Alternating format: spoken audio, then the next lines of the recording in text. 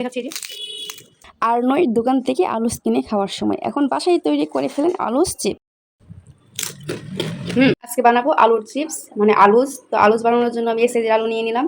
এবার হচ্ছে আলুগুলি ছিলে নিব। আলু কেটে নিয়েছি। এরপর যে আমি একটা স্লাইস করার জন্য অনেক একটা গ্রেটার নিয়ে নিলাম। এবার হচ্ছে আমি স্লাইস করে নিচ্ছি পটেটোজের জন্য, আলুজের জন্য। এটা কিন্তু খুব সাবধানে আস্তে আস্তে করতে হবে, না হলে কিন্তু হাত কেটে যেতে পারে। কিন্তু পানিতে কেটে রাখতে হবে। এই যে আমি আলুদের সাইজ করে নিচ্ছি। এরকম আমি কিন্তু লম্বা করে কাটবো, গোল করে কাটলে কিন্তু সুন্দর হবে না। এই যে এরকম করে লম্বা করে নেব। এই যে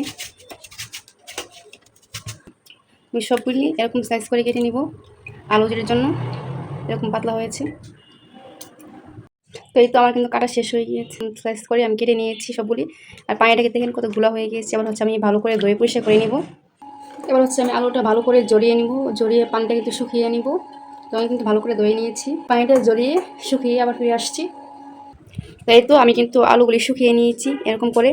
আর আমরা যখন প্যাকেট থেকে আলু খাই তাহলে তখন কিন্তু আলুগুলি কিন্তু একদম ছোটো ছোটো থেকে এরকম বড় বড় পিস থাকে না। তো এবার হচ্ছে ভাজতে চলে যাব, তাই দেখাবো এখন। তো চুলায় কড়াই বসিয়ে কড়াইতে তেল গরম দিয়েছি। আমি কিন্তু এক কড়াইতেই ভাজা করা করি, কারণ নষ্ট হোক, একটা কড়াই নষ্ট হোক তাই জন্য। তো এই যে তেল কিন্তু গরম হয়ে আসতেছে। এরপর আমি আলু চিপস দিয়ে দিচ্ছি। আমি তো কোনো লবণ টবণ কোনো কিছু অ্যাড করিনি।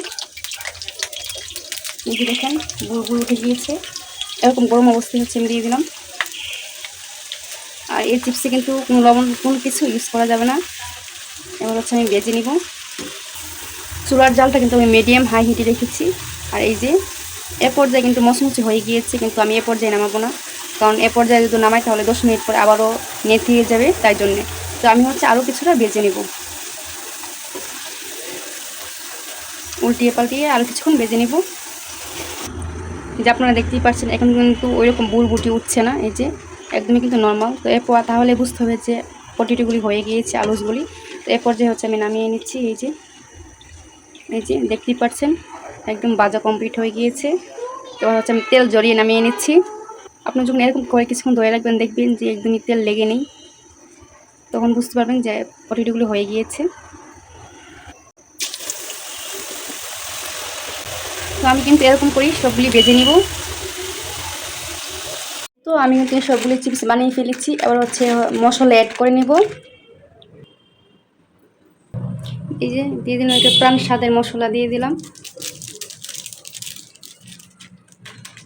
আমি কিন্তু সবটুকু দিয়ে দিলাম। পর্যায়ে দিয়ে দিচ্ছি অল্প একটু বিট লবণ। চালের জন্য দিয়ে দিচ্ছি অল্প একটু মরিচের গুঁড়া।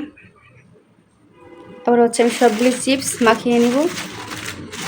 আপনারা শব্দ শুনে নিশ্চয়ই বুঝতে পারছেন কীরকম মচমচে হয়েছে। আমি দেখাচ্ছি, এই যে দেখতেই পাচ্ছেন কতটা মচমচে হয়েছে। আরেকটা ভেঙে দেখাচ্ছি, দেখেন কত মচমচে। অনেক মজা হয়েছে আর অনেক কুড়মুড়ে হয়েছে। আমার মতে আপনারা দোকান থেকে আলু না কেটে বাসায় তৈরি করতে পারেন স্বাস্থ্যকরভাবে। আজকের ভিডিও এ পর্যন্তই বন্ধুরা। আল্লাহ হাফেজ।